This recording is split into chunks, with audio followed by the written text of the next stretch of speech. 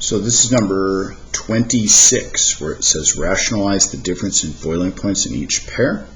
And so we have HFs connected to HFs, making them boil at 20 degrees Celsius, which means we would be breaking this intermolecular force and having it go from a liquid to the gaseous phase.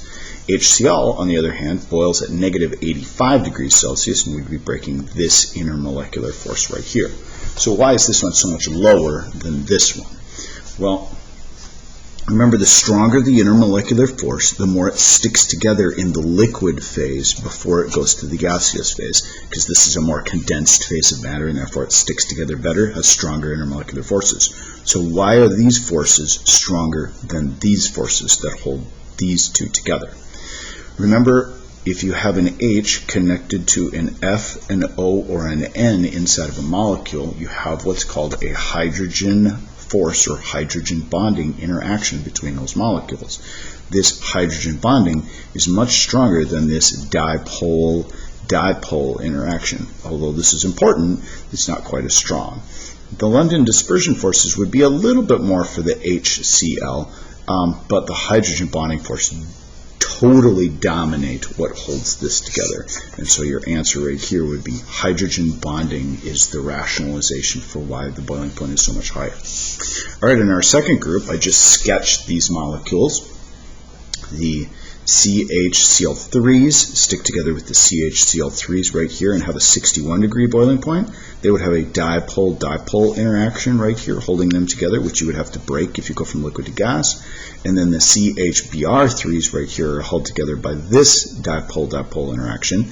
There would be a dipole right here between the carbon and the bromine, and then same thing right here, so there'd be the positive to negative attraction right here. Same thing with these molecules.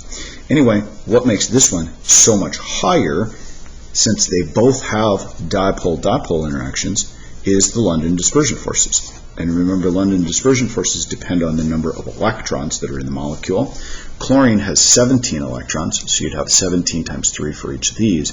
Bromine has 35 electrons, so 17 versus 35 is, like double the number of electrons for each one. And then you got to multiply it by 3 because there's 3 bromines versus the chlorines right here. So lots more electrons right here makes it have much more London dispersion forces. And so your answer would be lots more London dispersion forces for this guy because it has lots more electrons. The last one right here, between bromine molecules and bromine molecules, 59 degrees Celsius, only London dispersion forces holding that together. This force right here would have to be broken to go from liquid to gas. There are no dipoles there. ICl, there would be a dipole here. There'd be an attraction for electrons to the chlorine right here, and an attraction for electrons to the chlorine right here. So we'd have some dipole-dipole force. And also, if you look at it, iodine has 53 electrons, and chlorine 17, and then bromine is 35 and 35. And so when you add the electrons up, you get pretty close to the same, but the difference is the dipole-dipole interactions for this guy right here. You have similar numbers of electrons, so similar London dispersion forces for both, but you have dipole-dipole interaction right here, bumping the boiling point up by 40 degrees or so.